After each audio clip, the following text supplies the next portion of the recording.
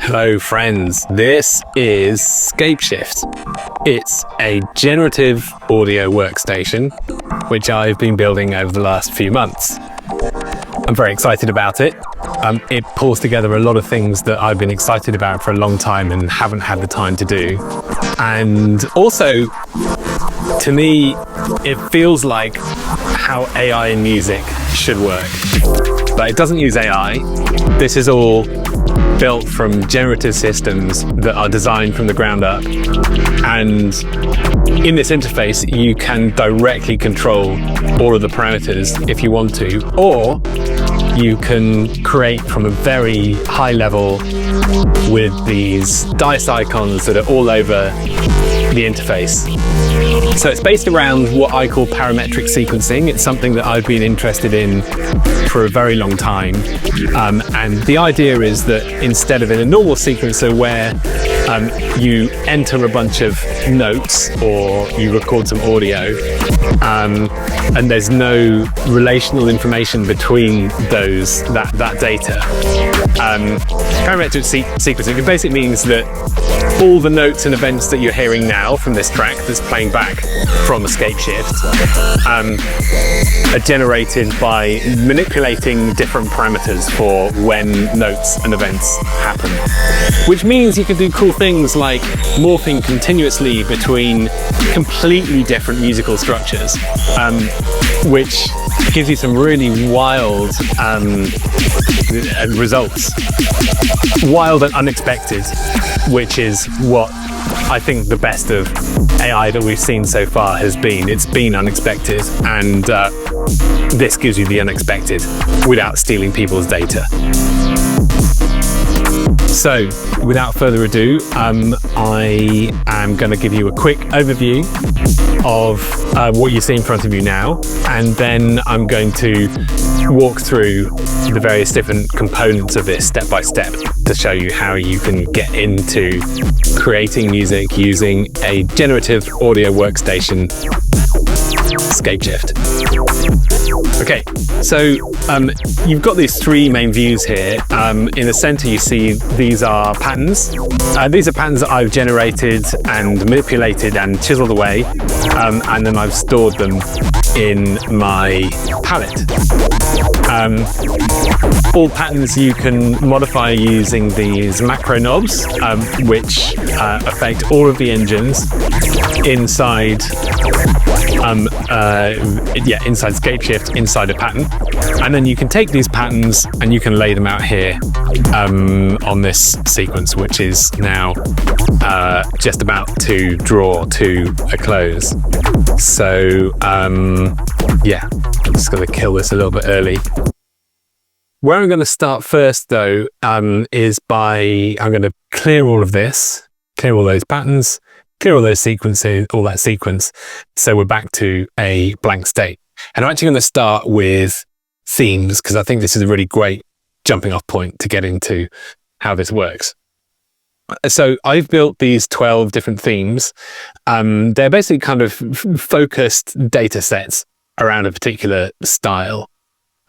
All you need to do to get started is just hit one of these cards. Well, let's start with Dream House.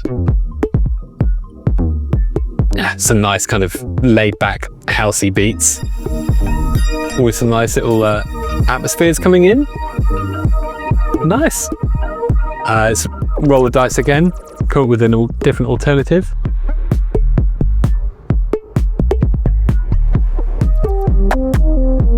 We've got a nice little arpeggio coming in there.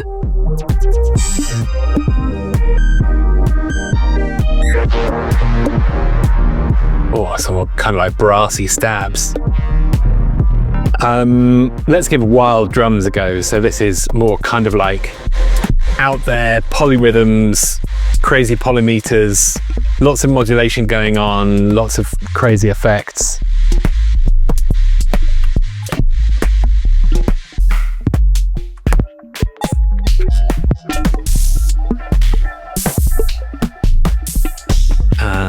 How about Infinity? Infinity is super ambient, laid back textures, long attacks, long releases, Lots of found sounds in there, long delays, reverbs, etc. Bubble is kind of like weird electro pop.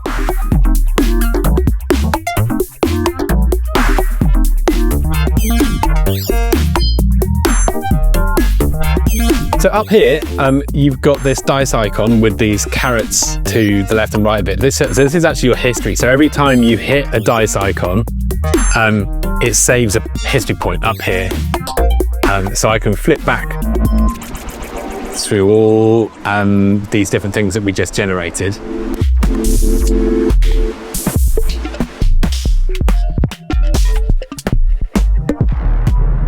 And also I can hit this dice and it'll just generate something completely new and random. It'll pick a random theme and generate something new. So where this all gets super fun, let's dive into acid melt.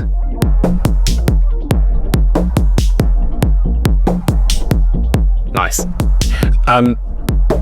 So these dice icons, if you drag them, you can use them to create small randomizations based on that theme. So this basically allows you to mix different themes from this theme palette. So let's say I'll just drag this bubble one and release it. Hardly did anything. Give it a bit more. So we've got a bit more of that kind of bubble vibe coming in there. Pull it again.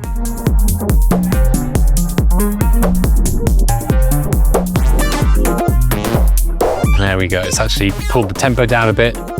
Let's go back to acid melt. Let's put in some Kale's moss. Nice.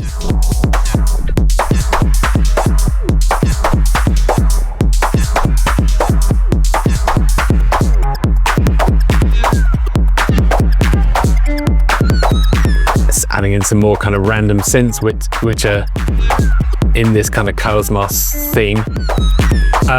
So up here you've got these macro knobs.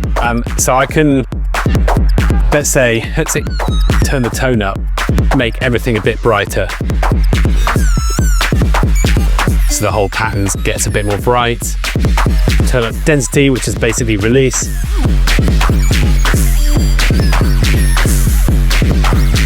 Turn on the modulation. So everything gets a bit more modulated. Turn down the space, turn up the space.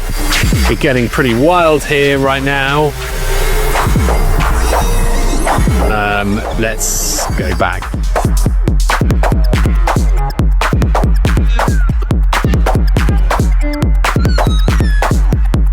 So we had some pretty good little sweet spots in there that I quite liked.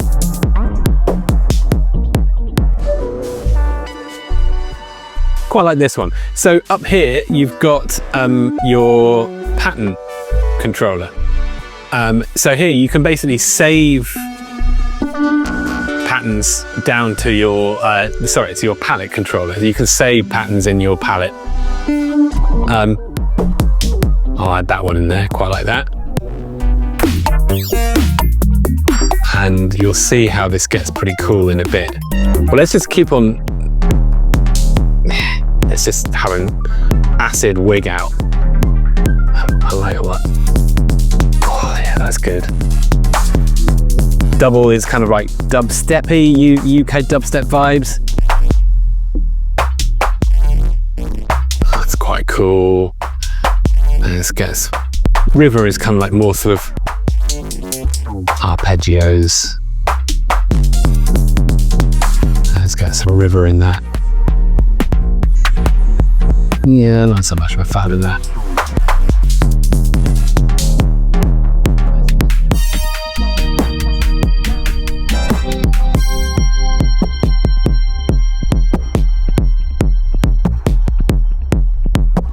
Okay. Let's try some Shoreline, which is a kind of like down tempo. Well, let's add that in anyway, because the thing that I really want to show you is wander mode. So I'm going to flip back to the patterns view here, and we can see these patterns that I've saved down. Now, if I hit wander, it starts making continuous variations on those patterns.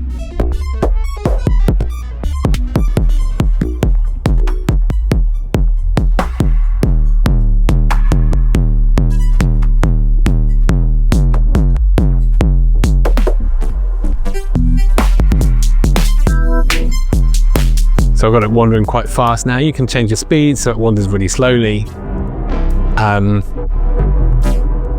But what's really cool with wander is that you can manipulate it while it's wandering as well. So let's say I can turn the pitch, I'll turn the intensity up.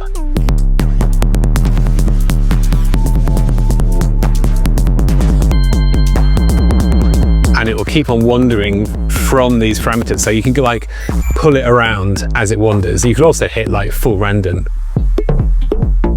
Oh, I like that one. So we're going to add that as a pattern. So while it's wandering, you can still add patterns as well. Let's add that one in there because that's going to make it pull from some more ambient textures. So, I mean, to be honest, it's pretty cool to just get a bunch of patterns together, hit wander, and just sit back. And the more varied the patterns are, the more wild the wandering gets. But it's quite cool just listening to it burbling away, creating its kind of acid variations here.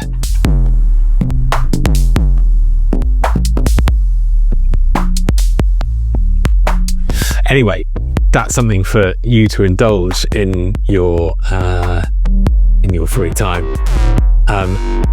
But what I want to do now is start taking these patterns and arranging them on the sequencer. So, what we have here?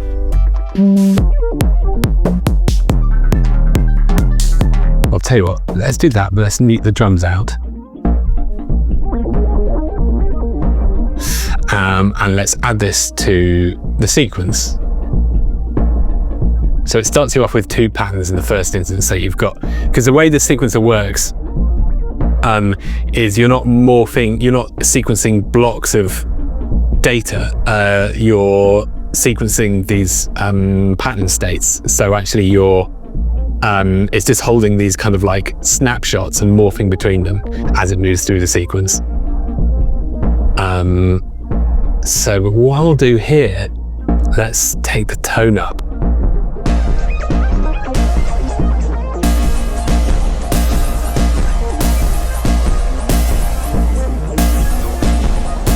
Take the intensity up.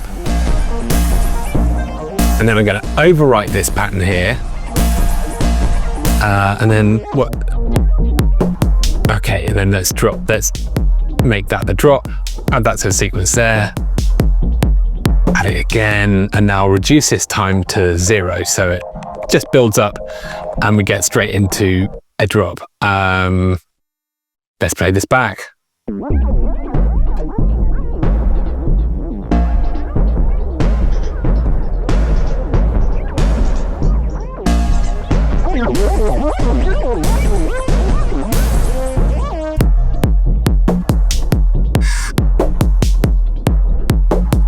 Yeah.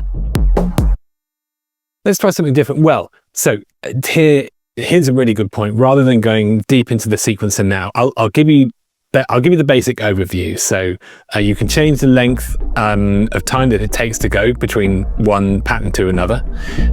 If you grab here in the center, you can change the curves. So you can pull the curves left or right. And you can overwrite the latest pattern with what's playing here. So you can, let's say if you want to update, let's just do this now. Let's update it to a completely different. Tell you what, let's just update it with that pattern and see how that sounds.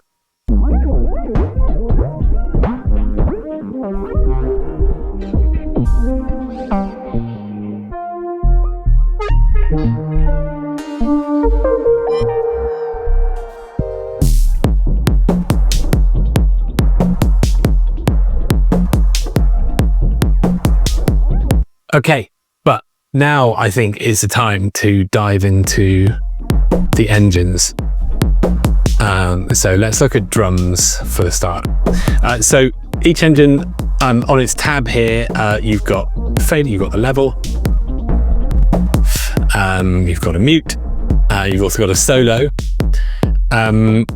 So all of this, the mute and the fader are included in the pattern morph data. So if you've morphed from a pattern that's got the fader off, fader down, to a pattern that's got the fader up, and the fader goes up.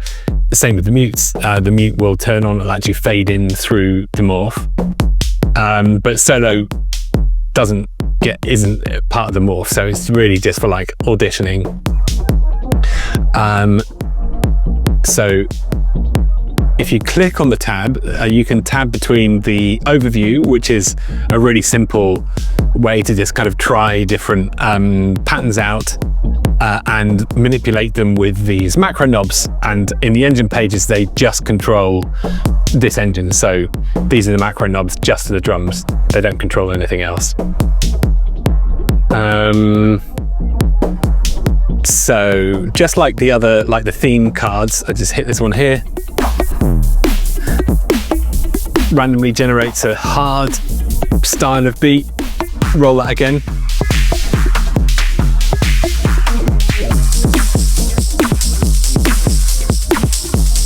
Let's try cinematic, which is more laid back beats.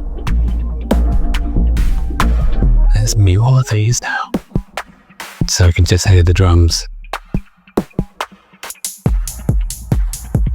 Some minimal beats.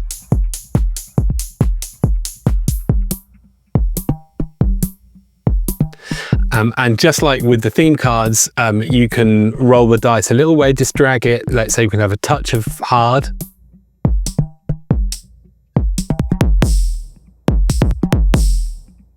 And you can get these nice kind of like in-between zones. Let's add a bit of complex in there. Cool, I really like these.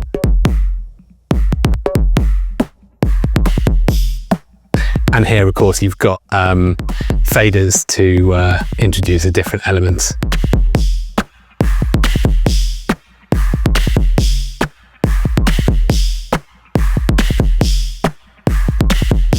So let's dive in to the deep view. This is where the magic happens. And there's way too much to cover in this. I think I need to make a different video for each of these engines. These are basically, I suppose, are kind of my vision for parametric sequencing and how it might work with drums. So basically, let's turn everything else down. So we've just got the kick pattern. So for each pattern, you've got 2 cycles, and these are measured in 16ths. And then there's an A cycle, and then there's an A portion and a B portion. And then here you've got this knob to A-B split. So basically, you set the length of the pattern here. So let's say the bar length, make it 5. Let's turn that to 5. So that is now in 5/4. We can change the multiple, change it so it's now 5/8. 5/4, 5/2, so 2 bars of 5/4. But let's keep it simple for now. We'll keep it in 4/4, so it's 1 bar of 4. So the A-B split point is basically for the first, now this is right in the middle, the first part of the bar, we're using A, and then the second part of the bar, it flips to B. In fact, what I'll do is I'll move that split all the way up to the top, so we're only using A right now. Okay. Let's take it down to 1. So this is basically, you've got a kick firing every 16th, 2 every 8th, 3 every 3rd 16th, and of course, because it's a 1 bar, so it loops back at the beginning of the bar. Dun, dun, dun, dun, dun, dun, dun, dun. And this is obviously your classic 4 to the floor rhythm. And then you've got an offset, so you can't really hear what that's doing without, let's get a hat. Well, let's make this hat normal.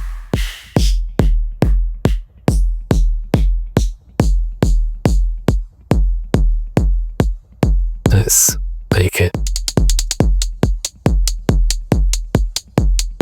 Okay. So if we give an offset 1, and then the second cycle, so we've got the set to 3, let's turn the level up. So you can hear that 3, and it's just got a very low level here.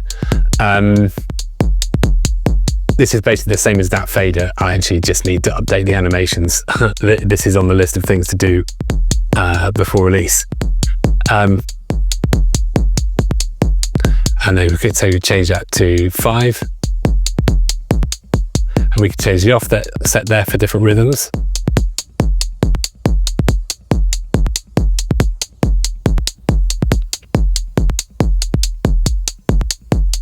So move that to 6, now you've got this different pattern. Let's bring the split back to halfway. So now we've got this cycle of 8.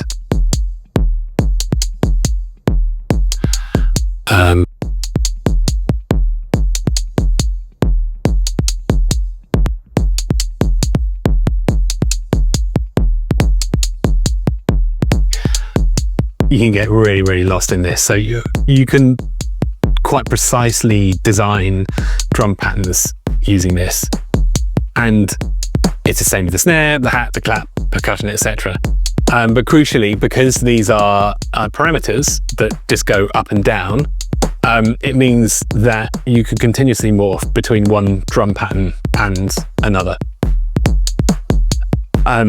It's basically the same with a very, very similar way for generating note events.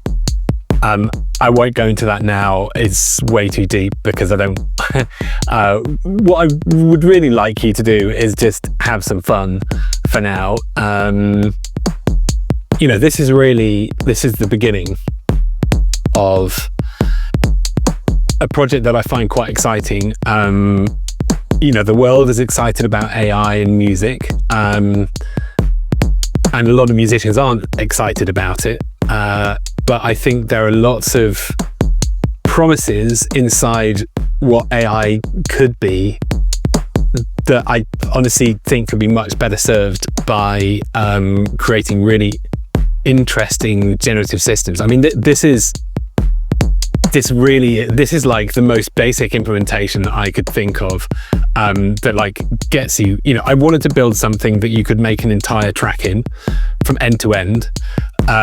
So, it's not just, it's got drum synths, monosynths, polysynths, noise generators, effects, but it's also got there's a whole mixing. There's basically this multi-band mixing thing going on in the background. That's another thing that I built. And the reason I built all these things is because I wanted to build a tool that would allow me to make music end to end very, very quickly using a generative technique. And I wanted to be able to collaborate with it and dialogue with it in real time. And really, this is like the most basic implementation of this vision, I guess. And my hope is that this is cool enough to provide enough fuel and fire and excitement to take this idea to the next level. So yeah, I hope you have fun with it. I'd love to hear your thoughts. And for now, while I figure out how to actually communicate about this thing, I will let you go experiment. Ciao for now.